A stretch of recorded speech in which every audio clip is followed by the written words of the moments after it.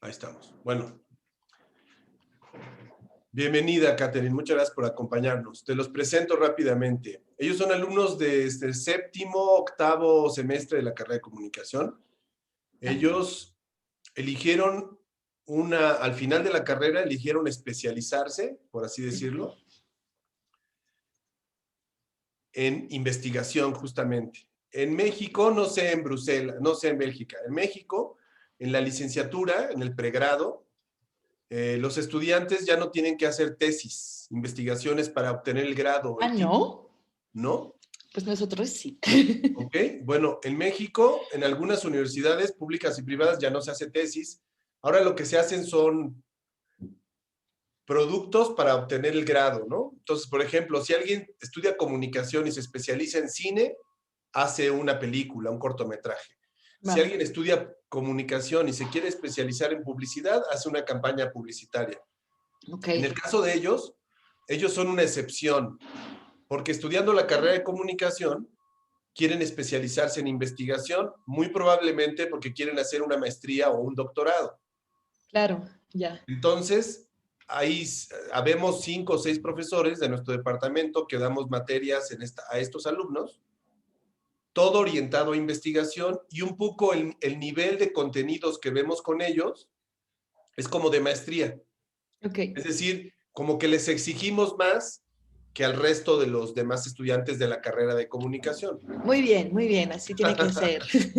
Además, por lo regular, los estudiantes que toman este subsistema, por lo regular, son muy buenos estudiantes. O sea, buenos en el qué sentido, que les gusta leer, les gusta escribir, les Obvio. gusta cuestionarse, como que quieren retos intelectuales. Entonces, yo les estoy dando esta materia, que es una materia de metodología.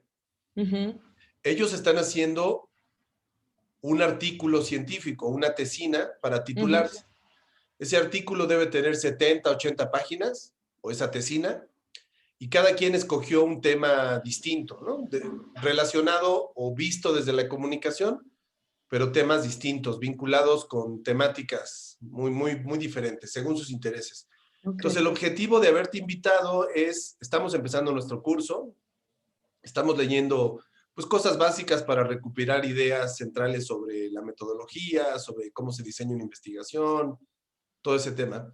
Entonces voy a invitar a lo largo del curso a 2 o 3 colegas para que expongan sus trabajos, y tú eres la primera invitada de nosotros. Diablo, cuánta presión. Entonces, Catherine, como ya les mandé su ficha, Catherine estudió en la Universidad Libre de Bruselas. Ella es doctora en ciencias sociales, aunque su especialidad es la antropología. Ha estudiado antropología desde la licenciatura hasta el doctorado, y ella trabaja en la frontera entre los estudios de antropología de migración, raza, etnia, fronteras, ¿no? Que es toda una especialidad que hoy en día, pues, a nivel global es una temática muy relevante, porque la migración es un problema global importantísimo, ¿no? Y el tema de las fronteras no se diga. Y nosotros en México, pues, tenemos mucho de qué hablar y mucho que investigar sobre esa temática. Entonces, le pedí a Catherine que en 50 minutos nos pudiera exponer un ejemplo de una investigación que ella desde la antropología ha realizado, y que él nos pueda demostrar un poco el proceso de cómo llevó a cabo este trabajo, y a ustedes les pueda servir esto como un ejemplo, como una experiencia de cómo en otra disciplina se aplica el método científico para llegar a ciertos resultados, ¿no? Entonces, básicamente es eso. ¿Alguna pregunta más, Catherine, sobre los muchachos? No, al menos que ustedes de entrada tengan algunas, pero... ¿Alguna pregunta? ¿Conocen Bélgica? ¿Alguien ha ido a Bélgica? Es un país inmenso, 3 veces México. ¿Qué Es conoces, un país Bruselas? confeti. Bruselas y Brujas. Eso, muy buena ¿Qué te gusta selección de más, ciudades. Catherine? ¿Qué recomiendas más? Pues las cervezas, los Ok. chocolates, es como lo nuestro. Muy bien. Bueno, pues ya no te quito tiempo. Adelante, si quieres, para aprovechar el tiempo. Muchas gracias Sí, por la plática, Catherine. Ya puedes compartir la pantalla. Ya se está grabando. sí, Samuel, antes de empezar, avísame cuando quedan 10 minutos para yo entonces ir cerrando para guardar un poquito de espacio para que podamos hablar, porque son 50 minutos, ¿no? Bueno, tenemos hasta la 1, entonces, Pues pero sí, 55, pero digo yo por te si hay aviso, preguntas. Ok, yo te aviso. entonces, ok, ¿qué ven ustedes? ¿Ven mi pantalla? Sí. Entonces voy a intentar de quitar, ok, ya, entonces, bueno, ya pasamos esta porque ya Samuel me presentó, entonces pasamos directamente a mi investigación doctoral, que es la de la que les voy a hablar hoy, que se titula Más allá de las lomas, etnografía de las relaciones dominico-haitianas en la zona fronteriza. Entonces, bueno, yo ya había trabajado en varias ocasiones en Dominicana y había visto que existían como relaciones tensas entre haitianos y dominicanos en las dos ciudades donde había trabajado, que era la capital Santo Domingo y la ciudad de Santiago de los Caballeros. Entonces, decidí como irme a ver lo que pasaba en la zona fronteriza, en la zona norte de la isla, que es una zona de más contacto, ¿no? Entonces, quería analizar y documentar estas relaciones en la vida diaria. Y partí de las preguntas siguientes, ¿no? ¿Cómo las regiones y las poblaciones llegaron a ser fronteriza? Porque es todo un proceso, o sea, uno pone una frontera, pero eso no quiere decir que de un día para el otro así está todo súper claro para las personas, ¿no? Y que sí se conciben como distintas o diferentes a los vecinos que se encuentran del otro lado de la frontera. Entonces, la segunda pregunta inicial era cómo la frontera territorial y las fronteras sociales y simbólicas están o no están integradas en las prácticas cotidianas. La tercera es cómo se dan las relaciones entre haitianos y dominicanos en la región fronteriza y cómo modifican o no las fronteras sociales y lo que yo llamo las pertenencias identitarias. Las pertenencias identitarias, yo prefiero ese término en vez de utilizar identidad, que es algo mucho más fijo, ¿no? Entonces la pertenencia, o sea, yo me puedo definir como a la vez mujer, pero a la vez como antropóloga, entonces ya como que pertenezco a este grupo de los antropólogos, pero también de las mujeres de 30 y pico de años y así, ¿no? Entonces, según voy moviendo en distintos grupos, pues puedo referirme a una pertenencia identitaria más especial que en otra, ¿no? Entonces, por eso prefiero esa expresión de pertenencias identitarias. Y la última pregunta así inicial era cómo las fronteras en sus distintas dimensiones afectan a la comunidad migrante haitiana, porque es una zona de mucha migración como les voy a mostrar. Déjenme ver, sí.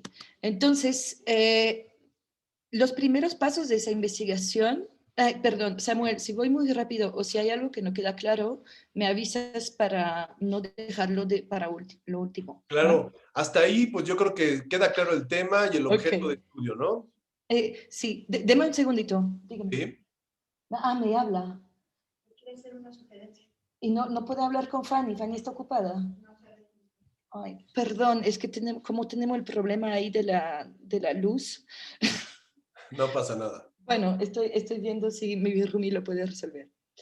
Entonces, yo decidí como estudiar estas relaciones en la zona norte de la frontera dominico-haitiana, que es toda la zona que ustedes ven en la pantalla. Entonces, en naranja están los dos departamentos haitianos donde trabajé y la zona amarilla es la zona dominicana de estudio. Entonces, el primer paso fue decidir dónde iba a vivir.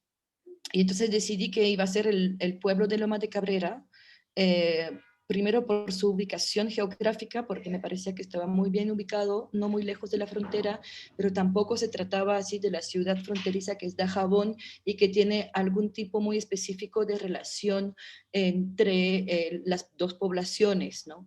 Y tampoco estaba tan alejado como en la zona, como ustedes pueden ver hacia la derecha de Guayubín, las Matas de Santa Cruz y Castañuelas. que esa está como más alejada de la frontera en sí. Y además es una zona rural y tiene buena comunicación, conexión con muchas comunidades de alrededor. Entonces me parecía un buen punto, además que yo tenía también conocidos allá, entonces era ya un punto de entrada. Luego, otro de los primeros pasos fue ponerme en contacto con las organizaciones y las asociaciones civiles locales, ¿no? Como para que me fueran a conocer y que me pudieran como avisar cuando había actividades y que yo pudiera participar y eso. Y el tercer paso inicial fue visitar y conocer a los distintos lugares de encuentros dominico-haitianos, cómo pueden ser los mercados fronterizos. Entonces, en Dajabón, que está como un poquito al norte de Loma de Cabrera, pero justo en la frontera, se da el mercado, o sea, el tianguis más importante de toda la isla.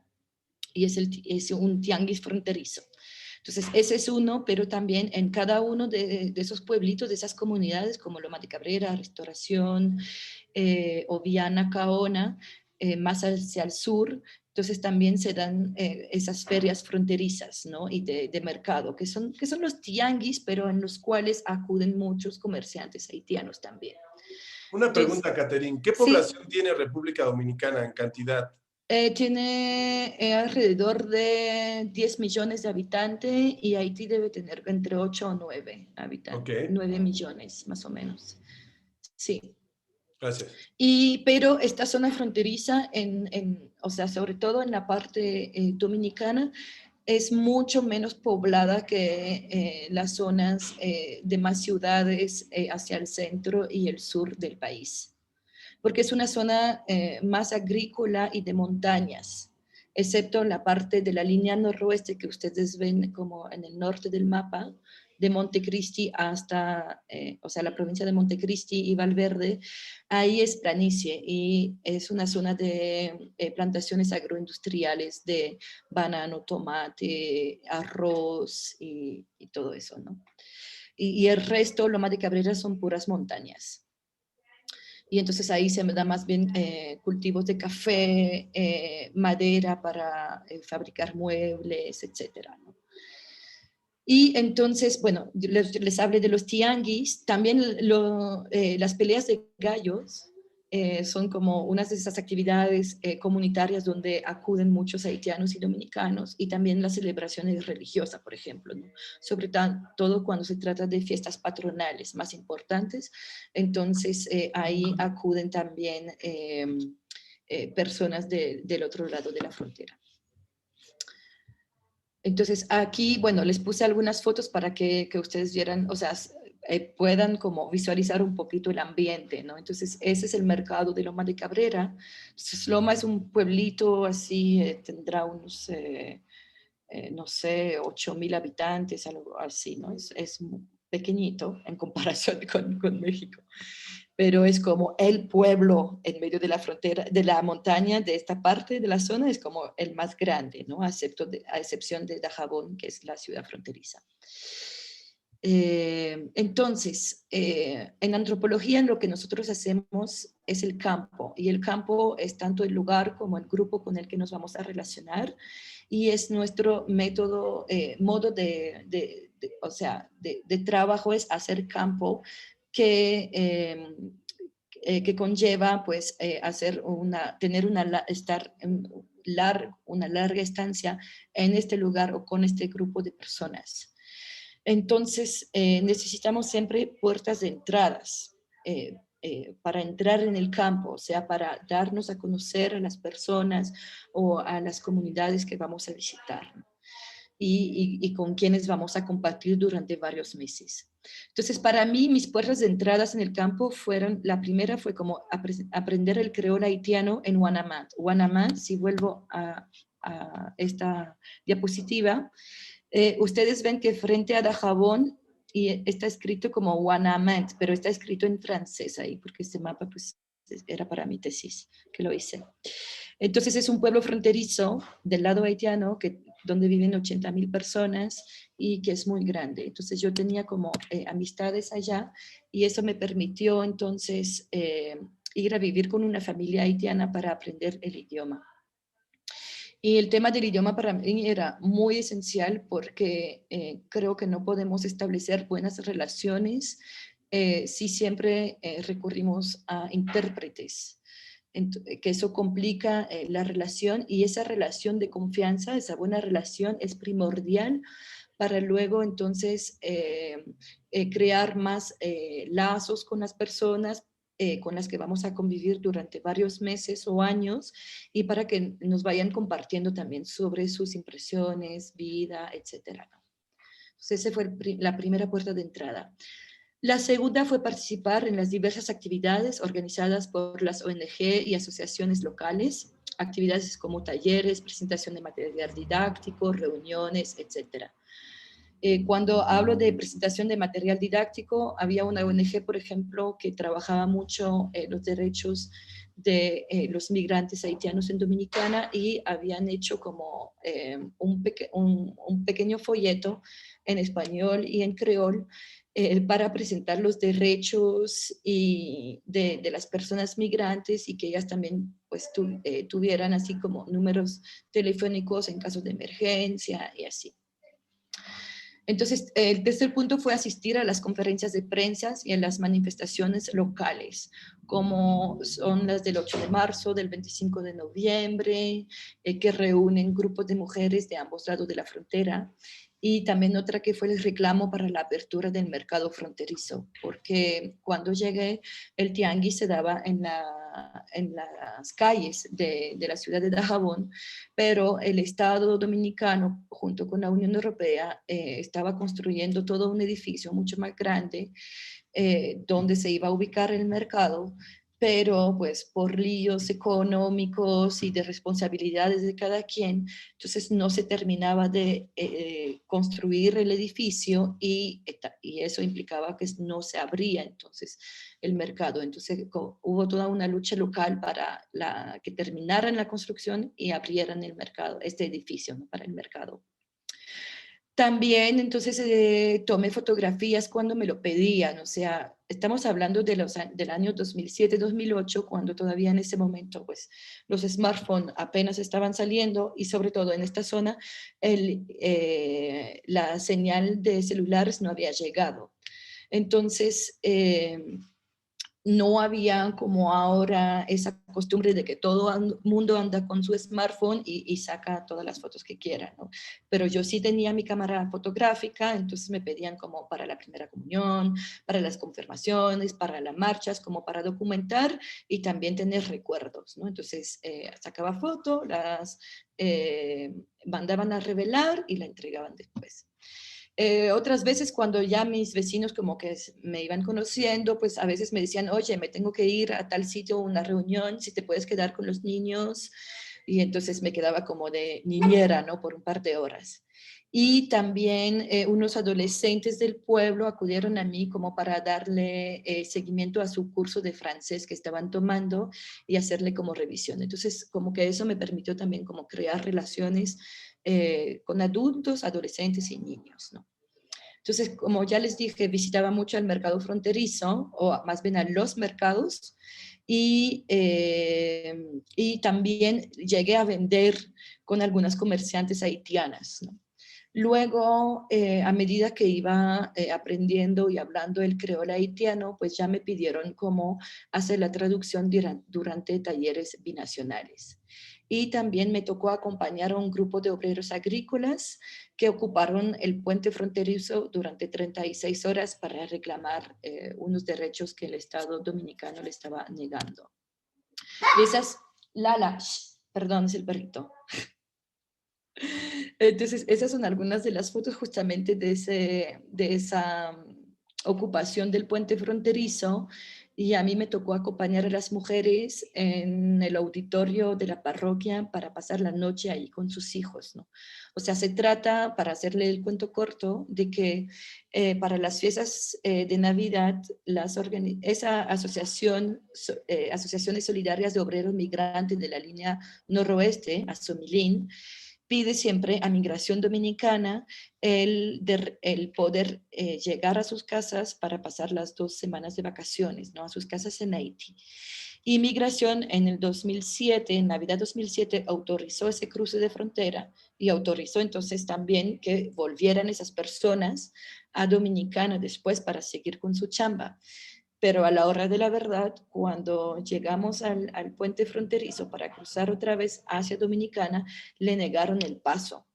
Y entonces ahí se tomó la decisión de ocupar el puente fronterizo, que es el único de la zona, hasta ese momento era el único puente fronterizo de esta zona por el que transitaban todos los camiones y tráileres, así que iban a la feria fronteriza del lunes y era un sábado. Entonces se ocupó el puente de sábado a domingo por la tarde, haciendo presión a migración y al gobierno dominicano para que dejaran pasar a esas 800 personas, ¿no? Y al final, el domingo en la tardecita, como que dijeron sí, ya pueden pasar, viendo que, pues, que la ocupación iba a seguir y que iba a impedir el mercado fronterizo.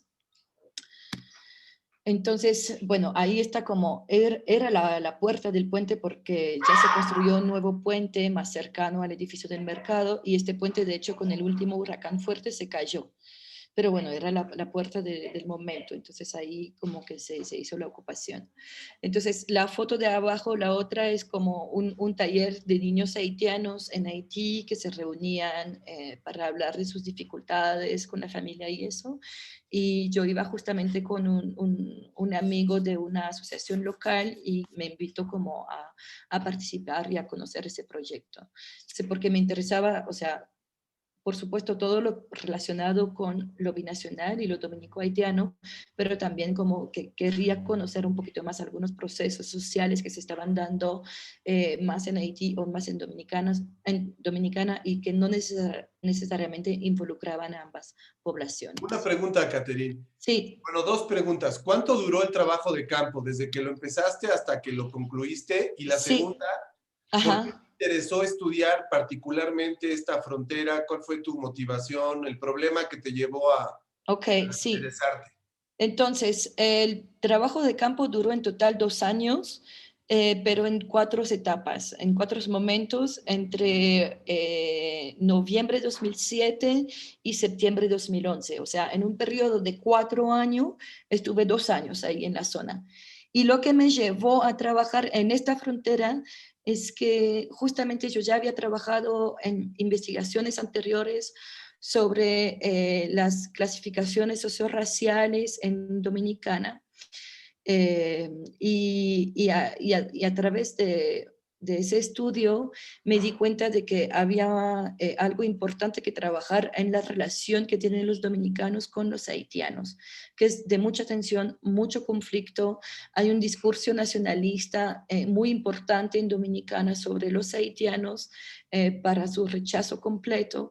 Entonces dije, ok, eso se está dando en las ciudades, pero ¿cuál es la realidad de estas relaciones en un espacio liminal como es la frontera, ¿no? Que justamente yo sabía que había como puntos de encuentros, como los tianguis, por ejemplo, ¿no? Entonces, eso fue lo que me llevó y bueno, porque creo que en el fondo, pues a mí me gustan así como las zonas de frontera, de encuentro, de llegar a entender cómo poblaciones distintas, de distinto idioma, de concepciones diferentes, entran en contacto y cómo se relacionan.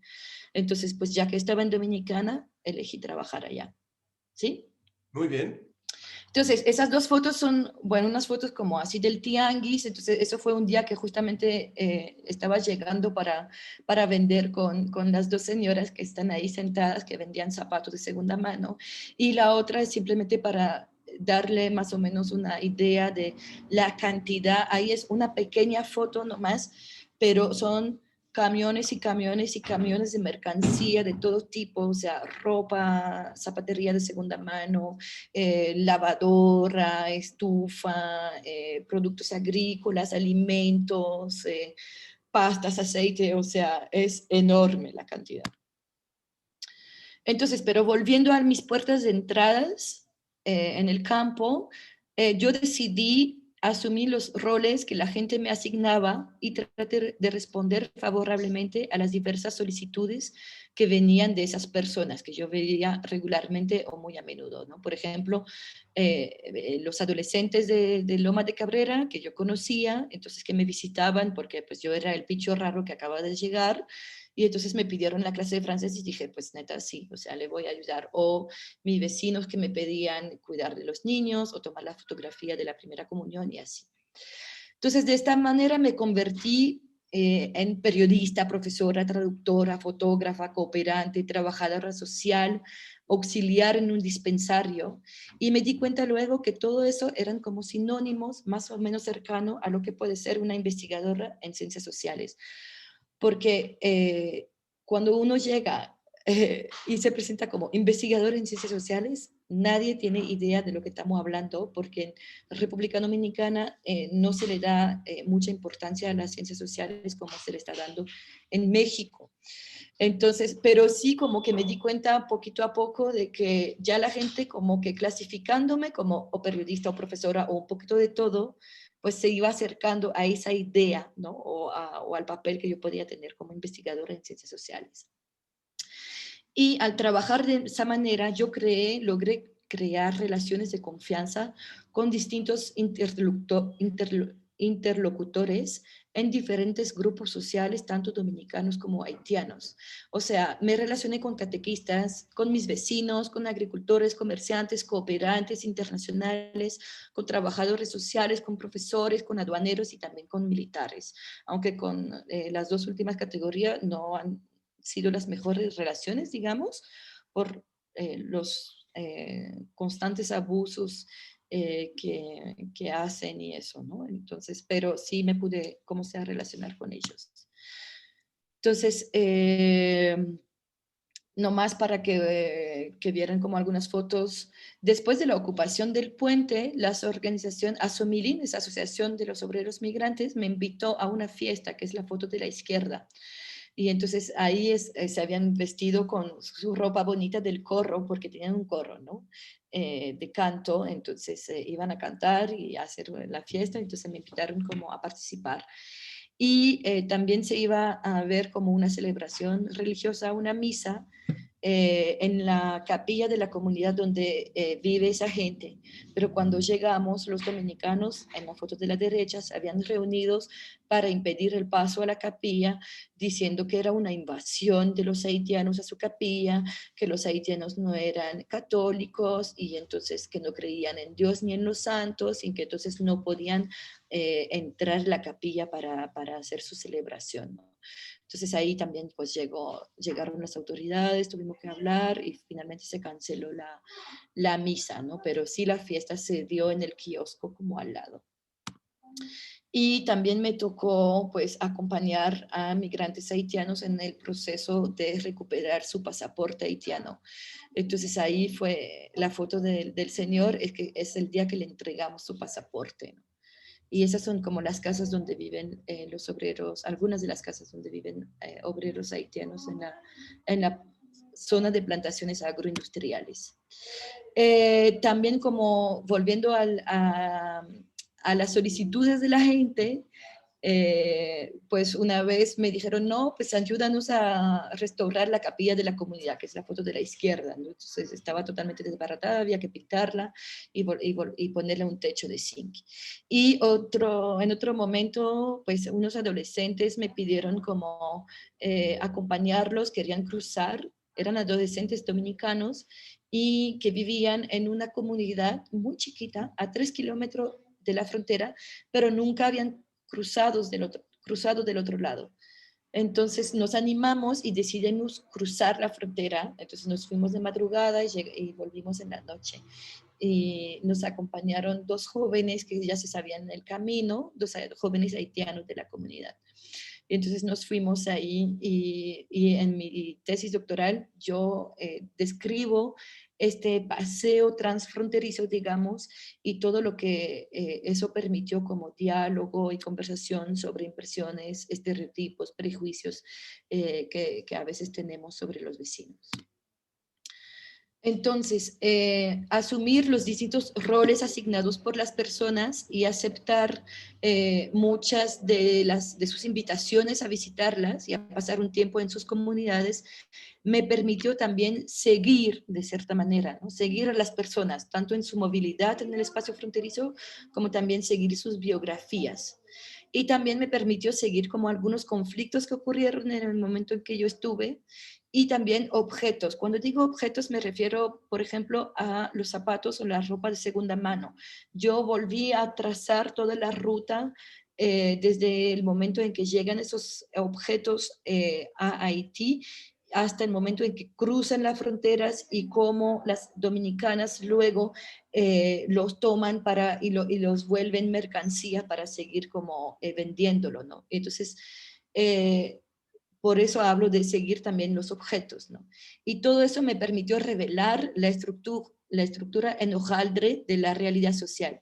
Cuando digo estructura en hojaldre de la realidad social, es que no hay simplemente una sola realidad. O sea, la realidad está compuesta de capas, ¿no? Entonces está, por ejemplo, la capa de mi pareja, la capa de mi vida comunitaria, la capa de más regional, donde ocurre el mercado, las capas del trabajo, las capas de lo nacional, donde todo el discurso nacionalista influye mucho más, ¿no? Entonces, eso fue lo que me permitió, o sea, esa opción de seguir a las personas, a los conflictos y a los objetos, me permitió como ver distintas capas de esa realidad social y seguir las trayectorias y participar de las actividades a las cuales me habían invitado, me llevó en quedarme en varios lugares de la zona fronteriza norte dominico-haitiana por unos días o algunas semanas. Entonces estuve como, por ejemplo, viviendo un mes y medio en un dispensario, justamente en ese pueblito que está a 3 kilómetros de la línea fronteriza, ¿no? eh, porque me habían invitado y dije, pues sí, voy para allá. Entonces viví ahí un mes y medio, sí, en ese dispensario. Y los encuentros, todas esas reuniones y las invitaciones me llevaron a volver, entonces, en varias ocasiones a estos lugares, pero también a recibir en mi casa a las personas que pasaban por Loma de Cabrera y posteriormente en Dajabón, porque digamos que el primer año yo viví en Loma de Cabrera y las 2 últimas estancias yo viví en Dajabón. Y entonces ahí recibía a las personas y eso permite entonces pues seguir, o sea, ya se convierte no solamente ya no son simples como interlocutores o informantes claves, ¿no? O sea, ya se convierten en amigos que van y visitan, intercambiamos, ¿no? Entonces, eso permite establecer esa relación de confianza en la que se basa justamente toda la etnografía y las observaciones que podemos hacer y el grado de profundidad de las informaciones que vamos a recopilar. Entonces, estos viajes me permitieron no solo construir lazos más cercanos con algunas personas, sino también tener una perspectiva algo diferente sobre cada fenómeno observado y recopilar nueva información, profundizar en los temas y, por lo tanto, comprender mejor los modos de funcionamiento de las interacciones entre haitianos y dominicanos. ¿Todo bien hasta el momento? ¿Todo bien? Quizá valdría la pena, pensando en el ejemplo de tu tesis, Catherine, Sí. ¿cómo es el proceso, por ejemplo, en tu caso, en la tesis de doctorado que seguiste para desarrollar la tesis? O sea, tú, mientras, me imagino que toman solo seminarios. No, ni siquiera, ahora sí, pero en mi época ni siquiera había Bueno, seminario. platícanos de eso y cómo fue el proceso, porque justamente ellos, los estudiantes, están ahorita tomando unas materias donde ya les están pidiendo que se pongan a escribir, que se pongan a trabajar. En tu Claro, caso, ok. ¿cómo fue el proceso para crear el producto o tesis? Sí, pues el proceso, o sea, en mi época, porque eso ya cambió, pero en mi época, después de la maestría, había que hacer un año preparatorio al doctorado, y ese era como el año de los seminarios y todo eso. Y después uno entraba en el doctorado y no tenía más seminario ni nada de eso. Teníamos una reunión al año donde uno iba presentando los avances de tesis. Claro, me podía comunicar y pedir como que o sea, que me leyeran y eso, a mi asesor de tesis, pero el comité de acompañamiento de la tesis sí se reunía una vez al año. Entonces, lo que yo hice realmente fue como que empezar de entrada, como se trata de antropología y de una investigación cualitativa, meterme al campo de una vez. Entonces, me inscribí para octubre, que es cuando empieza el año académico en Bélgica, al doctorado, y ya para noviembre me estaba mudando para Dominicana y estuve 9 meses por allá. Entonces, luego volví a Bélgica, empecé como a trabajar los datos que había recogido, volví a hacer campo y, o sea, todo el proceso fue como de un movimiento de ida y vuelta, de un movimiento así como pendular, digamos, ¿no? Voy a hacer campo, vuelvo a Bélgica, analizo, leo, vuelvo al campo, profundizo algunos aspectos, vuelvo a leer, empiezo a escribir, me va mal, vuelvo a campo, cambio algunos aspectos de la temática o me enfoco en algunos puntos que no estaban tan claros, vuelvo a Bélgica, empiezo a leer de nuevo y empiezo a redactar, o sea, hasta 2011 que dije, no, ya yo tengo que cerrar el campo porque si no, nunca voy a sentarme y a redactar realmente. Entonces, luego, pues es todo el proceso de análisis de datos y lecturas que van nutriendo también el análisis de datos para intentar armar ese rompecabezas, ¿no? Pero les voy a hablar dentro de unos minuticos más sobre ese punto. Muy ¿Sí? bien. Sí, gracias. Entonces, ahora voy a entrar más específicamente en lo que yo llamo la caja de herramientas metodológicas, porque es metodología cualitativa, pues sabemos que hay algunas herramientas así como muy claves de entrevistas, observación participante, análisis de genealogías, en el caso de la antropología, que trabajamos mucho con esa, o historias de vida. Pero eso no es solamente la metodología. Entonces, por ejemplo, una de mis herramientas súper buena ha sido el café de la mañana con mi vecino de 90 años. Yo me levantaba y ya don Román estaba sentado ahí en la galería de su casa, yo lo veía desde la persiana de mi habitación y entonces yo le dije, sí, don Román, yo me voy a bañar y ya enseguida voy a tomarme el café con usted. Entonces me iba a tomar el café con él y hablábamos y él me contaba de la historia local, de la historia de su familia, de lo que había sucedido. Fue a través de él que empezamos a hablar también del tema del genocidio que ocurrió en la zona fronteriza en el año 1937, porque me habló de los cuerpos que él había encontrado. Eh, como preparando la tierra para el cultivo, ¿no? Cerca de su casa y todo eso. Entonces, como que esas conversaciones con el café de la mañana sí como que me ayudaron mucho a entrar en esa parte como de la historia local. Sí, ya yo les mencioné como la toma de fotografías, entonces al principio era como para fotografías de la gente, para entregarle, pero después también empecé como a tomar otro tipo de fotografía, como de los paisajes, de las relaciones del mercado, y esas fotografías se volvieron etnográficas en el sentido que me informaban sobre procesos, gestos, etcétera, ¿no? Otra herramienta fueron los errores que yo cometí. O sea, yo no me daba cuenta que cometía errores, pero mis vecinos empezaron a llamarme la atención en algunas cosas que yo hacía. Por ejemplo, cuando una comerciante haitiana pasaba por el frente de mi casa y me pedía agua, yo la hacía entrar en mi casa, la sentaba en una silla, y le servía un vaso de agua, agua del botellón, en un vaso normal de mi casa. Entonces ahí un día mis vecinos me dijeron, ven para acá, tenemos que hablar contigo. Y me dijeron, tú no puedes hacer eso, primero porque no sabes quién es la persona y luego los haitianos traen muchas enfermedades. Entonces por eso nosotros no le damos agua de botellón, sino agua de la llave y se lo damos en una lata. Y entonces eso como que me llamó mucho la atención, decidí seguir con mis errores, porque pues para mí es una cuestión de respeto humano, pero lo interesante de esos errores, entre comillas, es que justamente como mis vecinos lo clasificaban de errores, empezamos a hablar de eso y del por qué lo veían como un error, por qué pensaban que los haitianos tenían muchas enfermedades, etcétera. Entonces, se desarrolló toda una discusión acerca de los estereotipos y prejuicios que tienen los dominicanos hacia los haitianos. Entonces, claro, estaban también las entrevistas semiestructuradas que permitieron profundizar algunos temas. Yo les dije ya historia local o familiar, el origen del mercado fronterizos, pero también pudimos hablar de los abusos y de la violencia de las autoridades, etcétera. Luego están todas las conversaciones y discusiones informales que tenemos en todos los ámbitos de la vida, porque al final es eso, es ir a vivir la vida con la gente durante una temporada X. También, pues, participar en las actividades comunitarias, como ya les mencioné.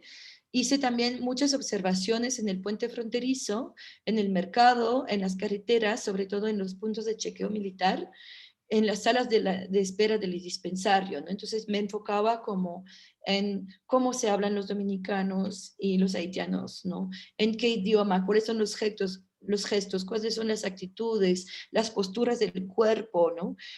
Cuando se trata de población civil o cuando también están involucradas las autoridades, como los militares, la policía, los aduaneros, migración, o los encargados de droga y todo eso, ¿no? Entonces empecé como a ponerle atención a todo eso. También revisé los archivos locales y la prensa, que cada vez que hablaban así como de la frontera, decía, bueno, ¿y qué está diciendo la prensa sobre la frontera? Entonces, eso, por ejemplo, me dio, o sea, y lo vamos a ver en los resultados, pero me permitió darme cuenta de que la prensa generalmente dominicana, la prensa dominicana generalmente siempre presenta todo lo que acontece o que tiene que ver con el tema haitiano de una manera ansiógena, ¿no? Entonces, eso también va como creando un discurso negativo sobre la población haitiana y también sobre la frontera, ¿no? Porque, por ejemplo, dicen que la frontera es una zona de mucho peligro, mucho riesgo, mucho contrabando, mucha droga, mucho tráfico, etcétera, etcétera. Y sí, en cierta medida es cierto, pero la frontera no solo es eso, ¿no? O sea, también se dan un montón de otras cosas más bien positivas. Entonces, como les dije, hice también análisis de genealogías y eso me permitió mostrar, por ejemplo, que había muchísimas familias en esa zona que eran familias mixtas o que en algún lugar de su árbol genealógico había habido un matrimonio mixto dominico-haitiano. Porque, o sea, elaboré el árbol genealógico preguntando por la nacionalidad, ¿no? Entonces, tus papás eran ambos dominicanos, nacido en qué año y en qué comunidad, ¿no? Entonces, ahí eso me permitió como tejer poquito a poco la estructura social pasada de la zona, ¿no? Entonces, ya como les dije, puse atención en los gestos, interpelaciones, actitudes, etcétera, y también analicé los discursos políticos sobre la frontera y la población haitiana. Entonces, Ahora sí nos quedan 10 minutos, Catherine. ok, sí, pues me falta bien poquito. Entonces, luego, pues todos esos datos se guardan, se consignan en un cuaderno de campo. Le puse una foto de tu página ahí, de uno de los míos.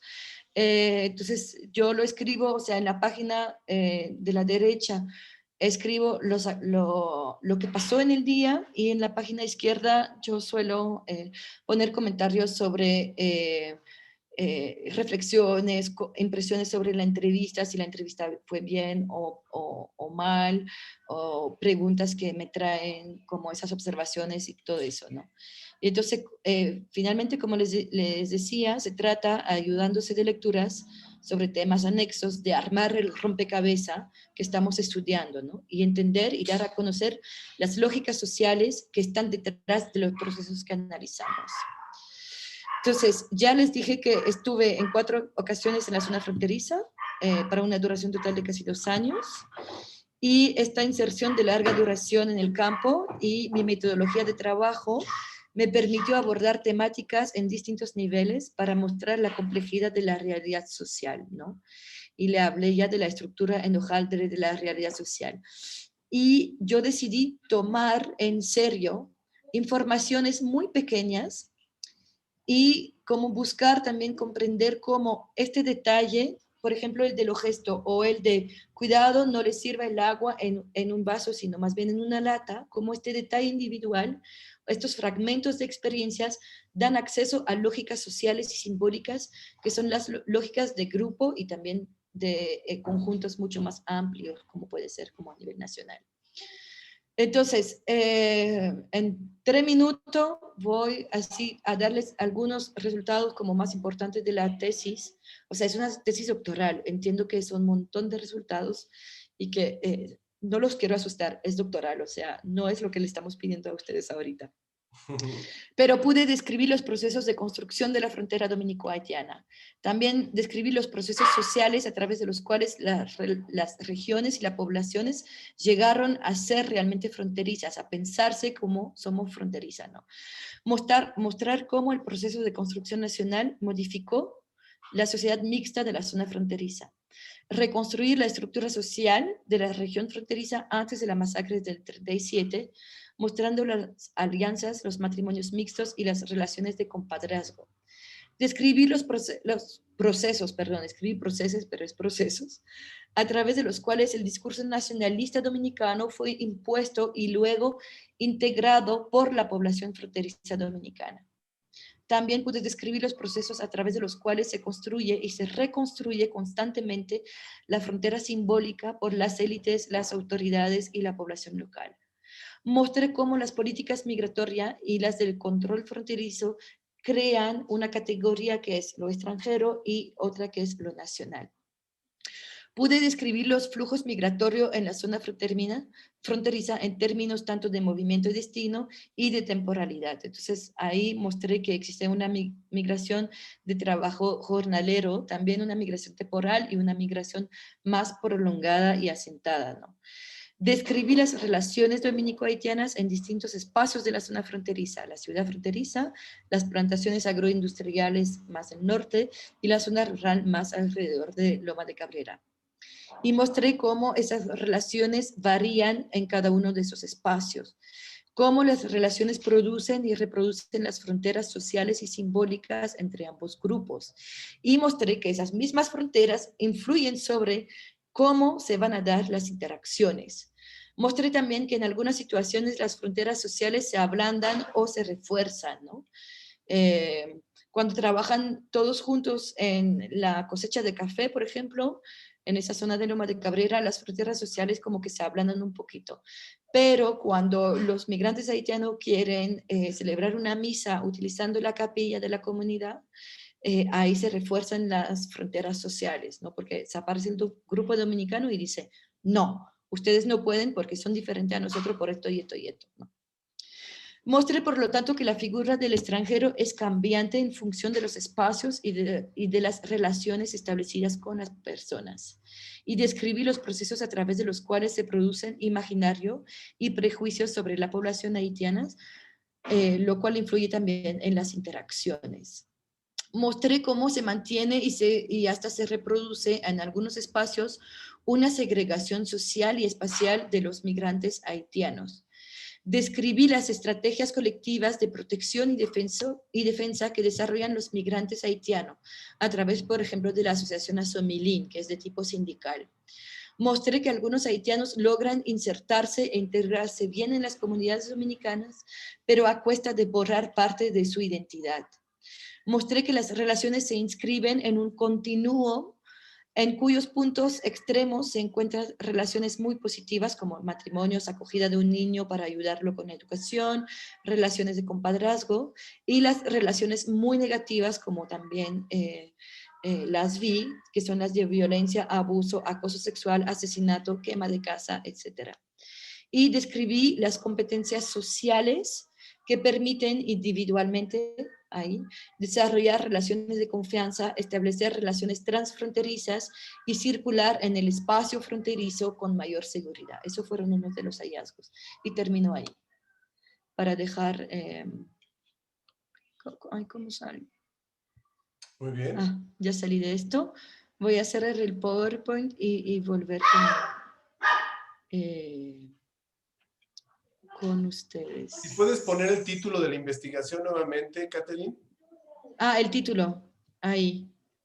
Más allá de las lomas, etnografía de las relaciones dominico-haitianas en la zona fronteriza. ¿Sí lo ven? ¿Sí? Sí, Ok, sí. ok. Puedo, o sea, puedo quitar. Luego Claro. ya les voy a compartir el PowerPoint si lo necesitan, pero quisiera simplemente, ya me ven, ¿verdad? ¿Ya, O ya te sea, vemos? yo no veía a nadie, nada más veía el PowerPoint. Bien, pues muchas gracias, Catherine. Muy, muy clara. Creo que diste una muy buena síntesis. ¿Cuántas páginas al final tuvo tu trabajo de tesis? 500 y algo. Ok, bueno, es un trabajo de 4 años, ¿no? Se entiende. Bueno, no, realmente yo lo hice en 8 años, porque me tomó tanto tiempo, o sea, primero estuve como 2 años en total haciendo campo, lo cual es más que lo que generalmente se hace. Luego, pues, para serle súper sincera, yo estuve totalmente perdida durante meses en que cómo cónchale armo ese rompecabezas, cómo analizo los datos, cómo hago, estoy perdida, tengo la montaña me está asustando, no quiero tocar el material. No sabía qué lecturas, como yo leía un montón, pero ninguna de las lecturas como que me ayudaban mucho.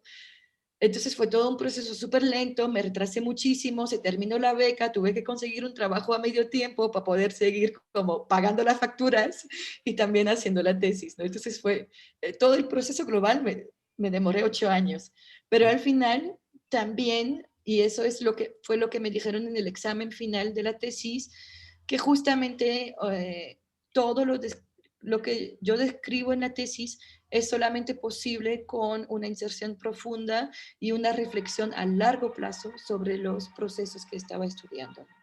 Muy bien. Entonces, que de hacerlo más corto, pues a lo mejor no llegaba a esta profundidad de análisis.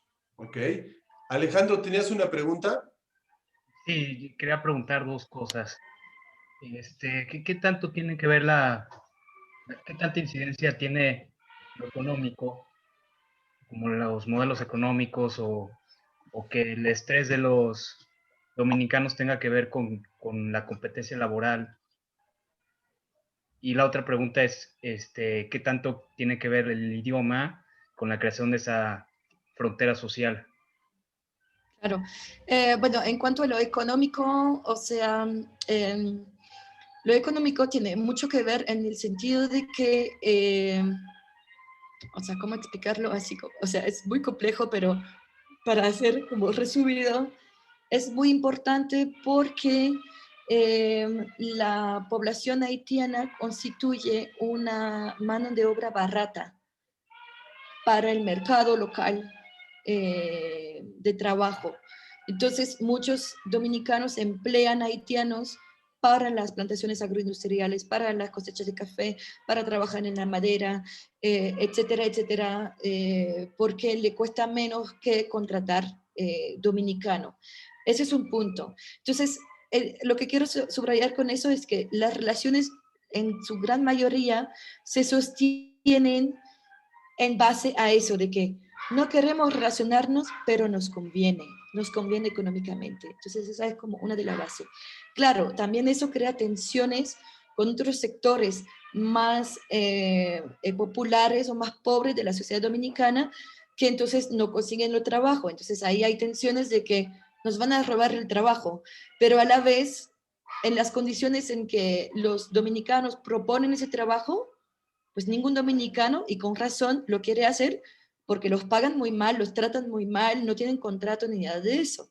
Entonces, al final, es el mismo sistema capitalista de explotación que se nutre de un discurso xenófobo que permite entonces mantener la población haitiana al margen y poder explotarla y justificar también su explotación porque son inferiores, ¿no? O sea, es complicado, pero ahí es como, está todo mezclado y entretejido, ¿no? ¿Y cuál era tu otra pregunta? Se me fue. ¿Y qué tanto El tiene? idioma. Pues el idioma sí es una frontera social muy importante, pero para las relaciones, por ejemplo, en el tianguis, pues de parte de ambos como que conocen y manejan parte del vocabulario necesario para la venta y la compra. Y para la parte más de trabajo agrícola, bueno, pues igual los haitianos van aprendiendo el español y algunos patrones dominicanos se han dado cuenta de la ventaja que tienen en ellos aprender también el creol para mejorar también el trabajo. Entonces ya algunos están aprendiendo o manejan el vocabulario específico a su trabajo para darse de entender, ¿no? Pero sí es una frontera social. Pero a la vez hay mucha, o sea, es interesante porque hay mucha gente también que habla un poquito del idioma de los vecinos, pero no se puede decir oficialmente. Los dominicanos, cuando le preguntan, dicen, yo no hablo creol, porque eso es un idioma de los vecinos, un idioma medio raro, ¿no? Que viene con mucha discriminación, mucho estereotipo, muchos prejuicios. Entonces, no afirman así de entrada de que yo hablo creol haitiano. Pero luego, al pasar los meses con ellos, te vas dando que sí lo hablan, porque cuando llega la vendedora, pues le hablan en su idioma, ¿no? Entonces, pero sí, o sea, son elementos así. Y veo que hay una manita de Elena que está levantada. También Ale, Y también de... Ale ¿sí? fue primero, entonces si quieres Ay, Ale. perdón, adelante, no había visto. No, si quieres tú, Helen, date. No se Sin pena, peleen. hermana. No nos peleemos. A ver.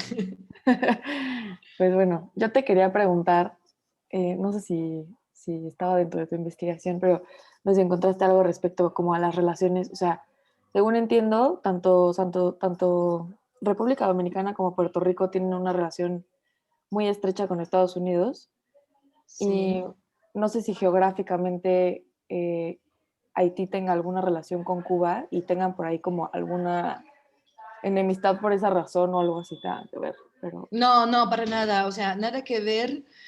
Más bien, sí hubo migración haitiana en Cuba, pero ya remonta al siglo XIX y principios del siglo XX, y entonces no tienen una relación como específica, o sea, sí Cuba manda médicos y así a Haití, pero no tiene nada que ver, o sea, que la relación de Haití con Cuba o la de Dominicana y Puerto Rico con Estados Unidos, o sea, no influye para nada en eso porque igual los dominicanos tienen mucho contacto con los cubanos, Haití también, o sea, hay una relación muy fuerte con Estados Unidos porque hay una diáspora haitiana muy importante en Estados Unidos, entonces no, ahí no, no influye. Sí. oye, y en la parte religiosa, ¿qué religiones son las que se practican ahí en la frontera? ¿Hay, Pues hay una relación entre identidad y religión ahí en de los dos lados? o sea, de ambos lados hay, bueno, la Iglesia Católica está muy presente y también las iglesias protestantes como las evangélica y la pentecostal. La evangélica más en Dominicana, la pentecostal y la evangélica más en Haití, o sea, también en Haití. Pero también está toda la religiosidad popular del sincretismo, del vudú, eh, católico, haitiano, pero que mezcla como elementos del catolicismo y eso. Entonces, pero lo interesante es que, de nuevo, con todo ese tema del prejuicio, los dominicanos dicen, no, yo no creo en el vudú, eso es brujería de los haitianos, etcétera, etcétera. Pero a la hora de la verdad, cuando les pasa algo, y van donde un curandero dominicano que no le puede resolver el problema, los dominicanos cruzan la frontera y se van donde un curandero o un sacerdote vudú haitiano, porque está más cerca de los dioses. Entonces le va a resolver el problema. Entonces no creen en nada y lo niegan todo, pero a la hora de la verdad corren para allá, ¿no? Interesante. Sí. Luego, Sandra, ajá. Yo tengo dos preguntas. La primera es que vi que en tus resultados decía que un haitiano tiene que renunciar a ciertas cosas de su identidad para poder como pertenecer y te quería decir como qué aspectos de la identidad son los que tiene que dejar atrás o Ajá. cómo decirlo. Y la otra pregunta era más creo que personal, o sea, no sé, como que siempre he visto que la antropología, al momento que tú vas a algún lugar, está muy marcada esta línea entre yo y el otro, ¿no? O sea, y si creas estas relaciones tan personales con la gente, o sea, ¿cómo sabes esa línea de, ok, es mi amigo, mi vecino, todo, pero igual es mi objeto de estudio, ¿no? O sea, ¿cómo está como esa relación, como de Sí, poder quizás? ok. En cuanto a tu primera pregunta, uno de los elementos es la vestimenta. O sea, entonces, porque está como muy marcada la diferencia en cómo se visten los haitianos y los dominicanos. Entonces es como que dejar de usar el saco y la corbata para ir a la misa del domingo, ¿no? Que los haitianos siempre así van súper elegantes y todo, y los dominicanos pues van más informal, digamos, ¿no? Una blusita, un suéter, así. Eso es uno. El otro es empezar a hablar constantemente el español y mejorarlo y mejorar también su acento y todo eso. Eh, si tienes hijos, darles nombres en español y no ya en creol haitiano. Entonces son como esos elementos, ¿no? Los haitianos juegan mucho las cartas, pero en Dominicana se juega dominó. Entonces como que ya no estar jugando tanto cartas, sino más bien dominó, ¿no? Entonces son, o sea, o escuchar más cierto tipo de música o no reunirse con los amigos haitianos, sino favorecer las relaciones con los vecinos dominicanos, como, y sí, como ir cerrando el círculo haitiano y abriendo el círculo dominicano. Y tú, frente a tu otra pregunta, pues, a ver, o sea, las personas no todas se convierten en tus amigos, porque eso, o sea, simplemente por los caracteres y todo eso, ¿no? Y también por, pues, el tiempo que pasa con la gente. Entonces, pero, o sea, para mí lo más importante es que siempre ser transparente en el momento en que hacemos, en que llegamos al campo. O sea, yo soy Catherine, soy antropóloga social y voy a trabajar esto y esto y esto y esto, y me interesa practicar con ustedes sobre estos temas, ¿no? Pero eso no, porque así somos transparentes, la gente sabe cuál es el motivo de nuestra presencia, pero eso no impide que vayamos creando relaciones. Entonces, no sé, podemos platicar Samuel y yo sobre un tema y no estar de acuerdo o tener visiones distintas, y eso no impide que, pues que nos llevemos bien y que lleguemos a ser amigos, ¿no? O sea, no sé si estoy respondiendo. O sea, esa línea, pues, O o sea, sea, sí, es una línea fina. Hay personas que sí se convierten en tus amigos, que con ellas he guardado hasta la hora contactos y comunicación. Hay otras que no, que simplemente pues, pasan por tu vida como en todos los ámbitos de nuestras vidas. Eh, o sea, no necesariamente el señor de la esquina que vende la gasolina es nuestro amigo, pero es una persona con la que nos relacionamos 2 veces a la semana, cada vez que vamos a echarle gasoil al carro, ¿no? O sea, pero sí establecer una relación con él, pero con él sabemos que es este tipo de relación, con nosotros es otro. Pero también a la vez la amistad te permite profundizar justamente y hablar más tranquilamente de algunos puntos. Si no estamos de acuerdo en algunos puntos, como que, ok, vamos a sentarnos, vamos a tomar una chela y vamos a hablar. Entonces ahí también como que se da un intercambio mucho más constructivo, digamos. Te permite profundizar. ¿Sí? No sí, sé si muchas te gracias. respondo. Sí, ¿Y es mucho de Sandra? intuición, ¿no, Catherine? Es mucho de cada caso, de cada situación. Sí, depende mucho de eso, exacto. Es Por la ejemplo, intuición, o sea, le voy a dar un ejemplo. Yo conocí a un tipo, lo iba viendo en muchas de las reuniones o talleres de una ONG y todo, y al principio ese tipo me caía bien, o sea, normal, y pensé, pues le voy a pedir una entrevista, quiero hablar de este tema con él. Y a la hora de la entrevista, a los 5 minutos de empezar, él me propuso un polvo.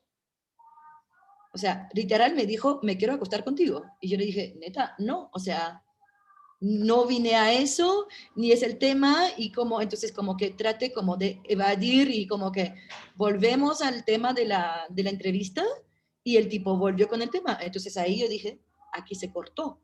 Dije, no, eso no lo que está pasando ahora no me está gustando nada, y cierro la entrevista y más nunca tendré como, o sea, más relación que simplemente saludarlo, ¿no?